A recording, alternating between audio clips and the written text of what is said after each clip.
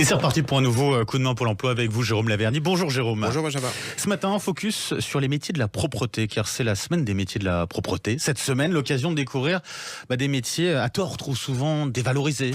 La raison pour laquelle le coup de main pour l'emploi de ce matin est absolument fondamental et très intéressant, au sens que, effectivement, ce sont des métiers, il y a un secteur qui est parfois dévoyé, là où en réalité les perspectives d'évolution de carrière sont parfois très intéressantes.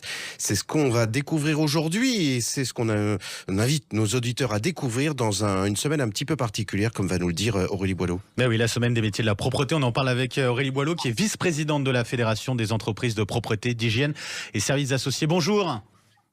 Bonjour. Et bienvenue sur Sud Radio. Effectivement, semaine des métiers de la propreté. Concrètement, ça veut dire quoi? Des actions un petit peu menées partout en France pour mettre en avant ces métiers-là? Voilà, c'est une centaine d'actions qui sont mises en place dans la France entière et menées par l'ensemble des professionnels de la propreté.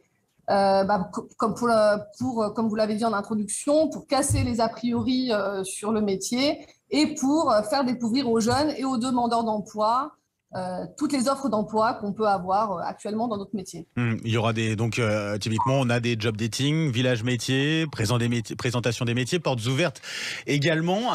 Quand on parle justement d'évolution, de perspectives, quelles sont-elles justement pour ces métiers de la propreté, qui sont aussi très divers, il faut le dire, il faut le rappeler. Voilà, effectivement, on peut revenir d'abord sur ce que c'est que ce que représente le métier. Donc, vous avez tout type de métiers. Vous avez des métiers agents de propreté, vous avez des métiers d'agents machinistes, de laveurs de vitres, et dans tout type d'environnement qu'on peut imaginer, des entreprises, des hôpitaux.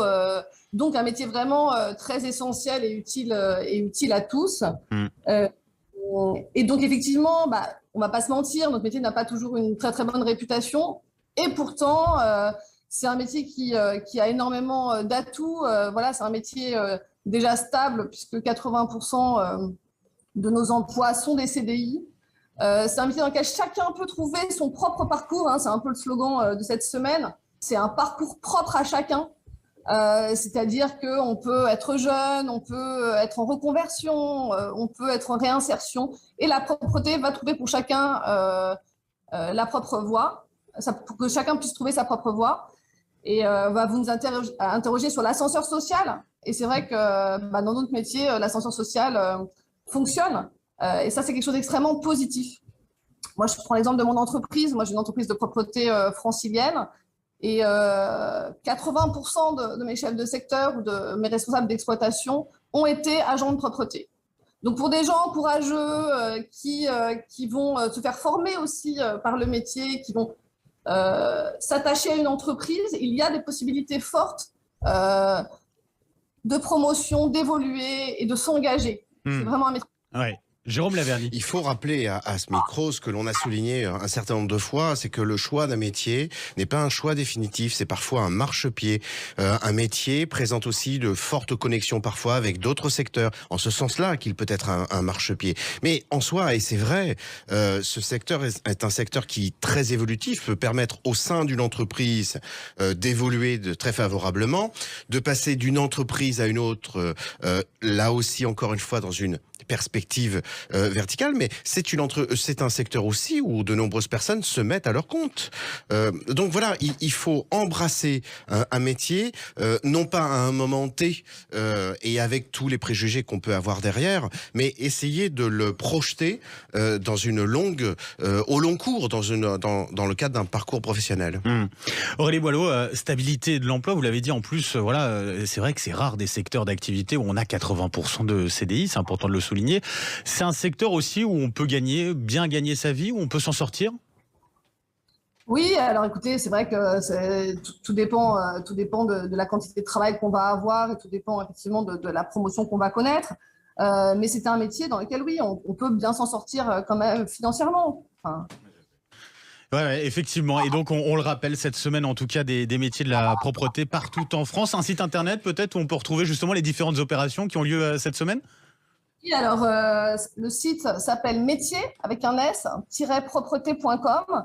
Et ce qu'il faut dire, c'est que suite à une étude, là, dans le secteur, ce sont 52 000 emplois que les entreprises de propreté recherchent en CDI. Ah oui.